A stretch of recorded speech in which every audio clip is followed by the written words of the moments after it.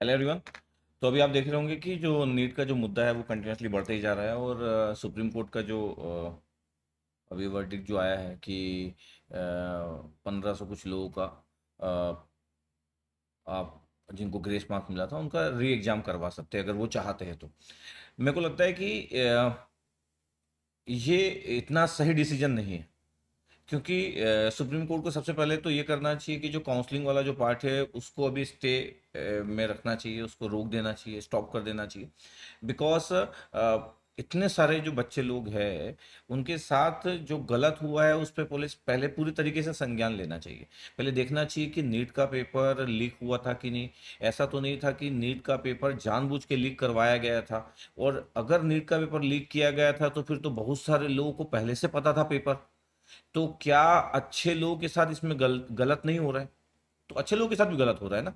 Second चीज है कि उतना होने के बाद पटना में भी एफआईआर हुई थी, अभी भी कुछ लोग अंदर हैं। उतना होने के बाद फिर ग्रेस मार्क भी दिया गया।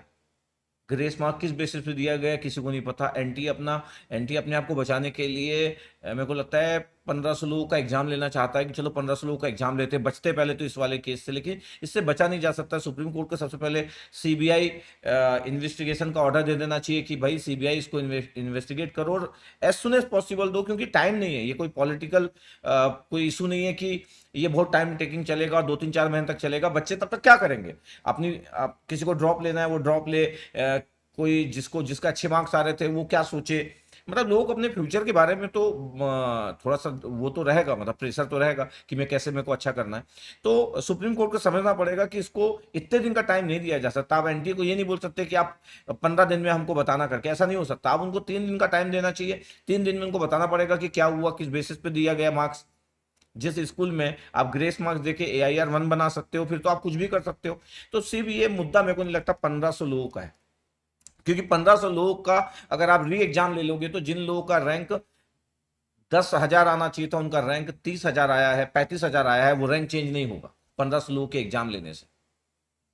कट ऑफ भी चेंज नहीं होगा बहुत ज्यादा 1500 लोगों के एग्जाम लेने से। तो ये लीपापोती करने की कोशिश की जा रही है कि 1500 लोगों का एग्जाम लो और निकलो यहां से, बच जाते करके। सबसे इंपॉर्टेंट इसमें ये है कि एजुकेशन मिनिस्टर का कोई स्टैंड नहीं है। कोई भी स्टैंड अभी तक नहीं लिया गया स्टूडेंट के पॉइंट ऑफ व्यू से कि यार नहीं, इसमें कुछ तो सुने। वो एजुकेशन मिनिस्टर अपनी मोदी भक्ति करने में लगा हुआ है। मोदी जी का ट्वीट नहीं आया, नहीं तो अदरवाइज तो दिन भर ट्वीट कर उनकी टीम करती है, ट्वीट करती है। इसका मतलब है जब गवर्नमेंट एजेंसी कुछ गलती करेगी तब तब पूरे बीजेपी के लोग शांत हो जाएंगे, पूरे पूरा मोदी जी की पूरी टीम शांत हो जाएगी। अब प्रोपेगेट नहीं कर रहे व्हाट्सएप यूनिवर्सिटी में IT सेल वाले लोग, अब प्रोपेगेट क्यों नहीं कर रहे, आप कुछ बोल क्यों नहीं रहे? क्वेश्चन बस इतना ही है। आपको मैं पहले भी बोला हूं कि ये समझना बहुत जरूरी होगा कि जब भी गलती गवर्नमेंट के साइड से होगी, गवर्नमेंट एजेंसी की साइड से होगी, बातों को लीपापोती किया जाएगा। क्यों? क्योंकि गलती तो कर ही नहीं सकते मोदी जी की टीम, मोदी जी कुछ गलती तो कर ही नहीं सकते। गवर्नमेंट एजेंसी कैसे गलती कर सकती है? क्योंकि वो तो गवर्नमेंट के अंदर आती है। तो ये समझना पड़ेगा कि एक न एक दिन सबकी बारी आएगी। आज नीट एस्पिरेंट की बारी आई है, कल और किसी की बारी आएगी, बारी सबकी आएगी। जो भी शांत रहेगा, जो भी सोचेगा कि नहीं ये तो एंटी एजेंसी है, अभी गवर्नमेंट का इसका क्या लेना देना, कैसे गवर्नमेंट का लेना देना नहीं? और गवर्नमेंट का लेना देना नहीं है तो गवर्नमेंट का स्टेटमेंट क्यों नहीं आ रहा है? गवर्नमेंट क्यों, अपोजिशन वाले लोग स्टैंड ले रहे हैं? क्यों मीडिया के जो बड़े बड़े पत्रकार लोग हैं वो गवर्नमेंट का साइड ले रहे हैं, एनटीए का साइड ले रहे हैं इनडायरेक्टली वे में?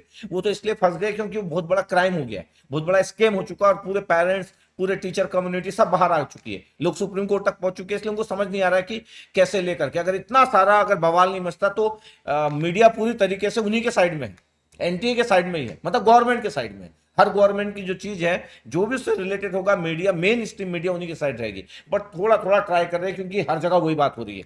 तो मीडिया को पता है कि अगर दूसरी बात करेंगे तो कोई कवरेज नहीं मिलेगा, इसलिए उनको बात करना मजबूरी हो गई है। अब ये देखना इंपॉर्टेंट है कि सुप्रीम कोर्ट को इस तरीके का डिसीजन जो है ये सोचना पड़ेगा। क्योंकि और किससे एक्सपेक्ट करेंगे लोग? सुप्रीम कोर्ट को समझना पड़ेगा, वो एनटीए का पक्ष सुनना चाहती है लेकिन यहाँ पे लाखों बच्चों की जिंदगी तबाह हो गई, उसका पक्ष उस तरीके से नहीं सुना जा रहा है। अगर लग रहा है कि सिर्फ ग्रेस मार्क ही इशू है तो मेरे को लगता है कि फिर क्या ही बड़ा इशू है, 1500 लोग का एग्जाम ले लो, ग्रेस मार्क इशू नहीं है, केसेस इससे ज्यादा हुए हैं। केसेस इससे ज्यादा हुए। एक एग्जाम सेंटर में 720 नंबर किसी का अगर आ गया तो पॉसिबल नहीं है 6 लोगों का एक ही एग्जाम सेंटर से 720 नंबर आना। ये बहुत बड़ा स्केम है। इस पे सीबीआई इंक्वायरी होना चाहिए और बड़े लेवल पे होना चाहिए। इससे पल्ला झाड़ नहीं सकती एनटीए। अब एनटीए फंसी है, लेकिन अगर सुप्रीम कोर्ट अगर उनको सपोर्ट कर दे, किसी को लग सकता है कि सर सुप्रीम कोर्ट तो सही डिसीजन लेता है, ऐसा भी नहीं है। मेरे को लगता है कि गवर्नमेंट से इन्फ्लुएंस रहता ही है। गवर्नमेंट से तो इन्फ्लुएंस रहता ही है ना। गवर्नमेंट ट्राई कर रही होगी कि एनटीए को थोड़ा सा बचा लिया जाए, तो फिर सुप्रीम कोर्ट भी सोच रहा है कि चलो उतने लोगों का एग्जाम करवा दूंगा। नहीं भैया, इतना बड़ा क्राइम हुआ है, चेक किया जाए ना। मतलब इन डेप्थ में जब जाएंगे तो इसके बहुत सारे राज ओपन होंगे, बहुत सारा सीक्रेट ओपन होगा। पता नहीं कब से धांधली हो रही होगी, कब से पेपर लीक ऐसा होता होगा, लेकिन इस बार तो प्रूफ है ना, सॉलिड प्रूफ है कि पेपर लीक हुआ है। अब हमको 2 जगह का पता चल गया पेपर लीक हुआ। पेपर जिन लोगों के हाथ में पहले से मिल गया था, ये तो इंडिया के अलग अलग कॉर्नर पे होता होगा। तो जो अच्छे बच्चे पढ़ने वाले, जो 2 साल 1 साल प्रिपरेशन करते, उनकी जिंदगी का क्या होगा? अगर एक नॉर्मल स्टूडेंट, नीट का एस्पिरेंट जिसका 200 नंबर आ सकता है, अगर उसका 600 नंबर 650 नंबर आ जाएगा तो बचेगा क्या? जिसका 300 आ सकता है उसका 700 आ गया तो फिर बचेगा क्या? फिर एक अच्छे पढ़ने वाला स्टूडेंट जाएगा कहां? ये समझना बहुत जरूरी है। 67 लोगों का AIR 1 आ गया। अगर किसी का अभी भी मानना है कि पेपर इजी था और इतना इंटेलिजेंट लोग आ गए इस सेशन में, इस ईयर में, तो ये पूरी तरीके से गलत है। पिछले 3 साल में देखो 720 कितने लोगों के मार्क्स आए पिछले 3 साल में। क्या इतना आसान पेपर था कि 67 लोगों के AI 720 में से 720 आ जाते? क्या इतना आसान पेपर था? बड़ा क्वेश्चन मार्क हो गया है तो एकदम। क्यों नहीं इसके खिलाफ उस तरीके से किया जा सकता है जिस तरीके से गवर्नमेंट की जो एजेंसी है वो पूरा एकदम डोमिनेट कर जाती है? क्यों एनटीए के लोगों को गिरफ्तार नहीं किया जा सकता है? क्यों एकदम उनके ऊपर प्रेशर नहीं डाला जा सकता है? सिर्फ गवर्नमेंट बॉडी है इसलिए डर डर के, सोच सोच के डिसीजन लिया जा रहा है, जबकि पूरा इंडिया को पता है कि गलत हुआ है। ग्रेस मार्क पे फोकस किया जा रहा है ज्यादा से ज्यादा, कि ग्रेस मार्क पे फोकस करो, ग्रेस मार्क नहीं देना चाहिए था। कैसे दे दिए ग्रेस मार्क? ऐसा कोई सिस्टम ही नहीं होता है। और जिस सुप्रीम कोर्ट के पहले के बोला जा रहा है कि 2018 का एक था, वो क्लेट का एग्जाम था, वो भी ऑनलाइन एग्जाम था। ऑफलाइन एग्जाम में आज तक ग्रेस मार्क दिया ही नहीं गया कभी किसी को। ये समझना पड़ेगा। तो लोगों को अपनी बात को रखना चाहिए।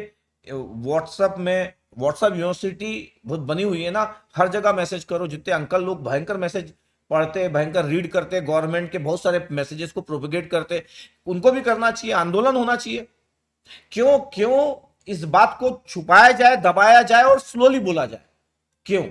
ऐसा तो नहीं होना चाहिए। सिर्फ गवर्नमेंट एजेंसी है इसलिए आराम से बात की जाए, स्लोली बात की जाए, थोड़ा सा सोच के बात की जाए, डर के बात की जाए। ऐसा नहीं होता। मेरे को लगता है कि ऐसा सोचना गलत है। अब तो मेरे को लगता है कि अब पूरा का पूरा अपोज करना चाहिए। अब इसका ये तो मतलब नहीं हुआ कि अपोजिशन लोग या कांग्रेस वाले लोग या और भी अपोजिशन वाले लोग इस बारे में बात कर रहे हैं कि इसमें हुआ है प्रॉब्लम, इसमें स्कैम हुआ है, इसलिए नॉर्मल लोगों को नहीं आना चाहिए, बात नहीं करना चाहिए। ऐसा नहीं होना चाहिए, सब लोग को आना चाहिए। और जो लोग भी सुप्रीम कोर्ट तक जा रहे हैं, चाहे अलक पांडे सर हो, चाहे एनवी सर हो, जितने लोग भी इनिशिएटिव लिए हैं, ये उनका बहुत ही अच्छा इनिशिएटिव था। बिकॉज इससे थोड़ी सी दम मिली है स्टूडेंट लोगों को, और थोड़ा सा और भी ज़्यादा लोग जुड़े हैं तो ये एक अच्छा चीज़ था। तो क्रेडिट गोज टू बोथ। ऐसा होना चाहिए। स्टूडेंट लोगों को बाहर निकलना चाहिए, बातें करना चाहिए, छोटे छोटे वीडियो बनाना चाहिए। चाहे 2000 लोग देखे, 5000 लोग देखे, 10,000 लोग देखे, सब टीचर लोगों को कंट्रीब्यूट करना चाहिए इस मुहिम में, क्योंकि ये जिंदगी का सवाल है किसी स्टूडेंट के, और इतने सारे स्टूडेंट की जिंदगी का सवाल है। ठीक है, तो मैं तो बोलता रहूंगा, आप भी बोलते रहिए, अपने व्हाट्सएप ग्रुप में शेयर करते रहिए, कुछ भी शेयर कीजिए, लेकिन नीट से रिलेटेड शेयर करते रहिए।